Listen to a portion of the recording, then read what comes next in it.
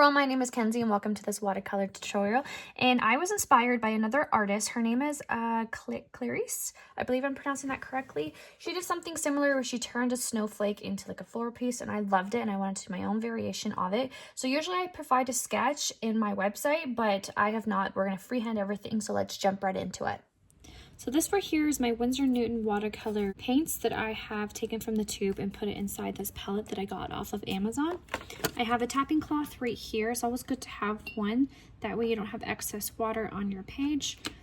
I also have my two water cups right here. One I use for cool paints and one I use for my warmer paint colors. I also have right here my dryer. I like to use this to speed up the process between layers. These are the brushes that I use. These are the silver black velvet. I have size 12, 4, and 8, and these are the round tip brushes. I also like to use bleed proof white. This is a very highly pigmented white, which will sit on top of any type of color. These three palettes I do use often. They are the Prima Marketing palettes. I'm going to be using the Shimmering Lights. I'm using this painting as an example. I always like to have painter's tape on hand. I like to paint down my paintings. It's easier to one film and to also just keep everything from moving around and it getting a little messy. It also helps to protect your desk, which you'll see mine is very worn. So it definitely does help with that.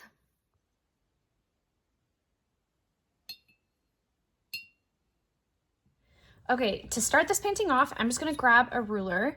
And my sheet of paper is just a little over 6 inches. So I'm just going to kind of start having my focal point. So I'm going to come in here, and then this side should be around 8. So around 4. This is going to be my center right here. I'm going to erase this line. But this is where I want my poinsettia to be. And then I'm just going to make my little line up here. And then right here, and then diagonal. Oh, this is where I'm going to struggle. I guess I can just go corner to corner here. Yeah, let's do that. Corner to corner, and then corner to corner. So this is how I'm going to get my snowflake nice and centered. And because watercolor is a transparent medium, you're going to want to grab an eraser and then just erase this line. You want to make sure that you can still obviously see your lines, but you don't want it super noticeable. So in terms of coloring here, I'm going in with a red. I have cadmium red. I used a little bit of purple and a little bit of indigo here. And then you want to add a decent amount of water into it. You want it to be pretty transparent. And we're going to do the glazing technique here. So we're always wanting to start with our lightest layer, and then we work up to our darkest layer. So coming around my center, I'm just going to create some petal shapes for my first layer of my poinsettia. And I'm not putting too much detail into this. So this would be my first layer of petals. Different shapes, all the things. And then I'm going to dry this.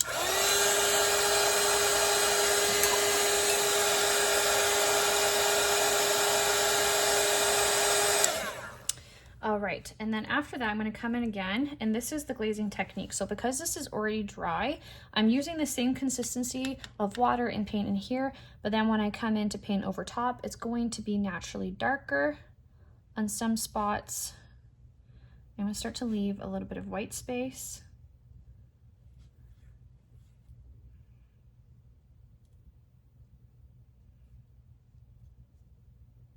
And then I'm going to dry it.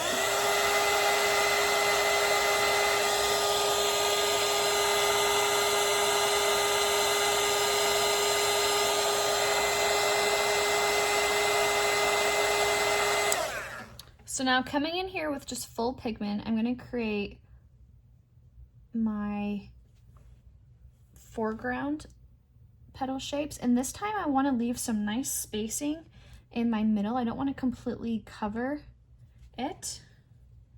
Otherwise it's going to look like a big blob like it did in that first layer. And I'm just doing different shapes. I'm not trying to stick with the same shape at all of petals. I think that's what's going to make it look really unique. And right here you just have now a layered flower, and then I'm going to dry this, and then I'm going to put a little bit of depth and darkness into my middle, but I don't want it to blend too much into my red, so I'm going to dry it.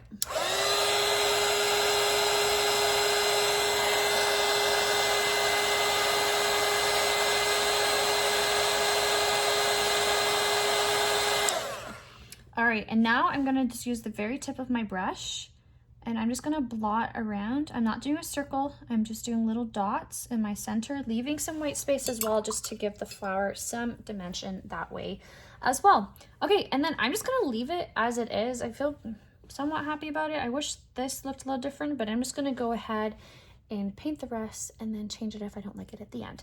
I'm not gonna get fixated on this portion. That's the fun part about loose watercolors.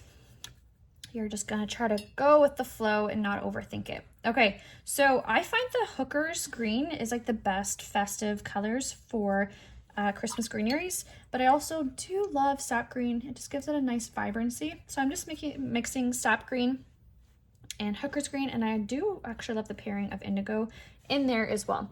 So what I want to do now is just create some of the greenery and just make this center pop. Okay, so when I think of Christmas, I think of holly and berries. So the poinsettia is the middle focal point, and then I think I'm gonna do diagonal. I'm gonna come and create a little stem coming from it. Just trying to get the green that I like. And then I'm gonna start breaking away, and I'm gonna create little holly shapes. So this one kind of looks like little arches. So I'm just creating my holly shapes.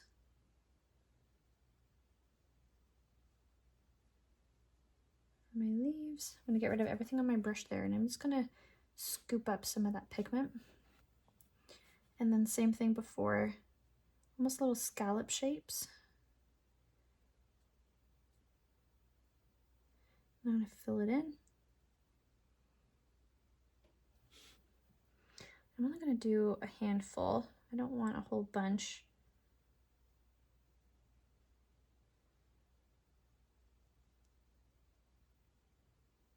And then after I'm done, I can scoop for a highlight. So just make sure you have a damp brush. You can even come in with darker pigments at different points. And you can touch for some shadowing. Just gives it some extra depth. And then I'm gonna grab a nice vibrant red, and I can create some nice berries. And I like to leave a little space in my berries just for a nice highlight. And I like to do groupings of 3 when I'm painting. I think that's good. Okay, and then what I'm gonna do is I'm gonna do this exact same technique for all of my diagonals.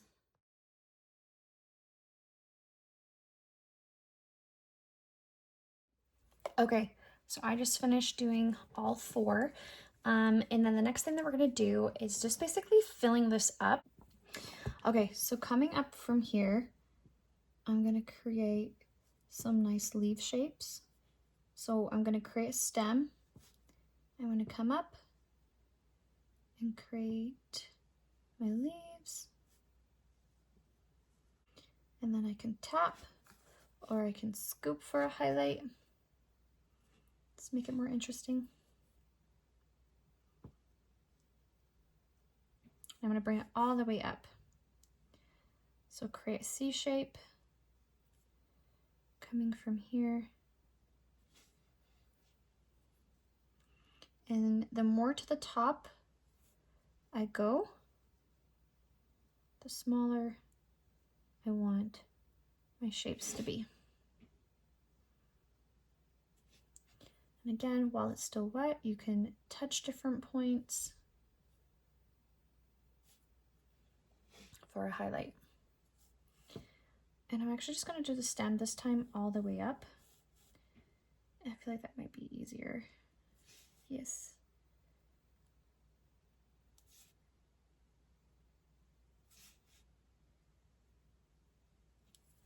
I'm gonna water down my color a little bit. And I'm gonna start to get smaller up here.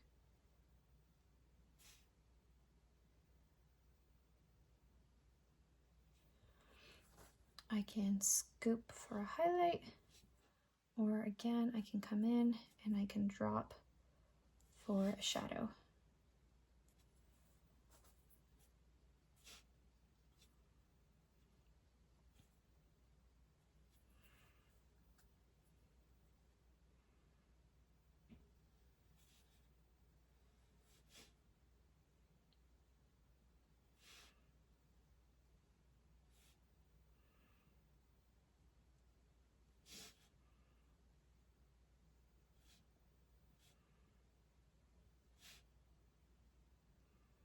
And you'll see when I'm doing this, I'm doing like almost like little C shapes.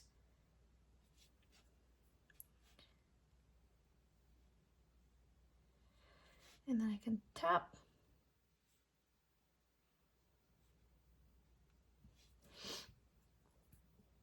Okay, now this is gonna get tricky. I'm gonna dry this before I bleed and blend anything.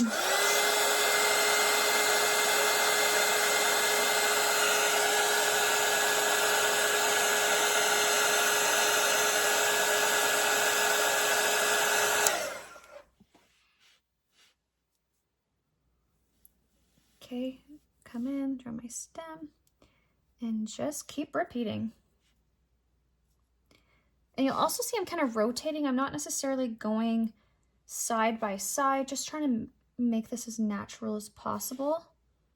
I'm even creating some leaves that are super close to the stem. I can even create some leaf shapes that have a stem on it to make it further away. I'm leaving some with some white space in the middle. Every stem is not exact, so I'm trying to make this unique.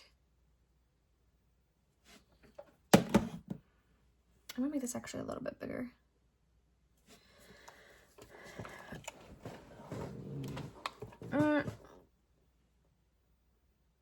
Yeah.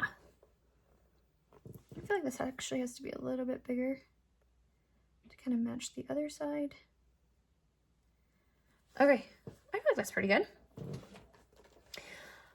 Okay, so now the fun part. So now I feel like what I want to do is just, I want to make this bigger. I do. I want to add just a little bit more holly. I absolutely love how this looks. So I'm going to create that nice green color that I did before. I'm going to create, yeah, more of these holly. Oops, did the wrong direction. Gotta do my scallops. Fill them in. Gonna do some more scallop shapes.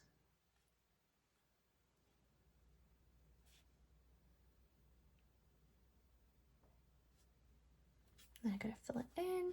Then I can add more berries.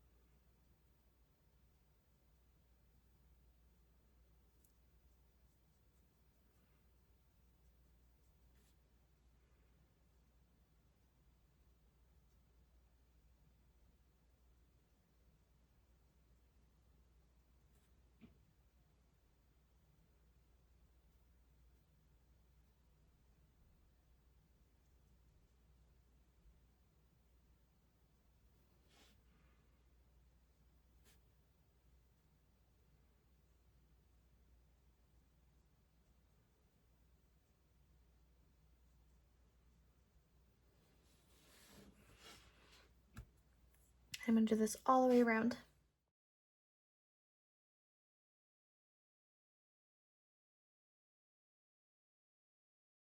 I'm gonna come in with my bleed proof white, and I want to just add a little bit of white here to the center of my poinsettia, just to kind of break it up a little bit. I feel like that would just make it pop.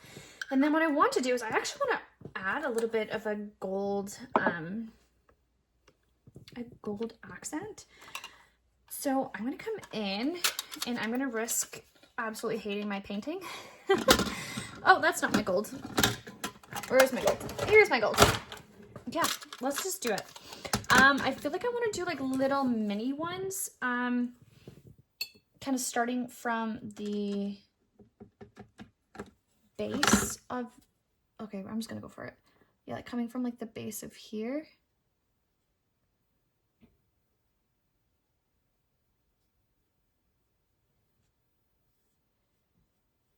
I feel like that just looks too yellow. So let me change this a little bit. I just gotta add a little bit more brown to it.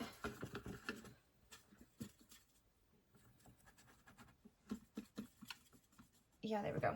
Now it looks a lot more of the gold that I'm looking for. Okay, let me try this again. Now that just looks brown.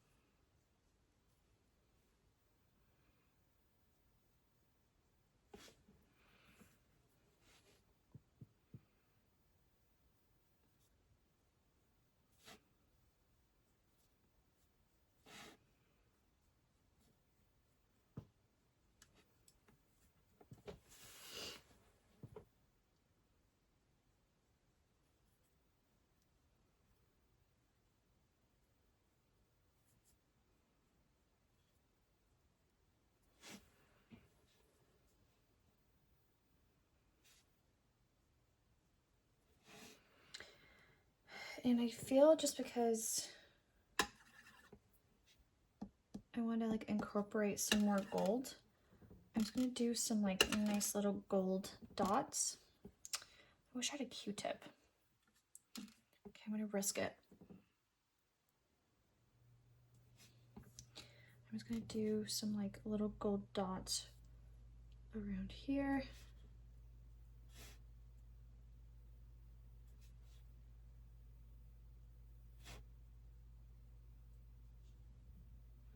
Oh, I'm so glad I did this. I love it. I love the little dots. I thought I was gonna hate it, but I actually love that I'm continuing it all the way through. Okay, and I actually love that I didn't just stick with little circles. I love like the loose look. Okay, now I'm happy. All right. Okay. Well, yeah, I don't really want to add anything else. I kind of just wanted to leave it very simple. Yeah, and straightforward. I hope that you enjoyed this video. If you want to see more paintings like this, please like and subscribe. I'd love to paint with you again. Happy painting.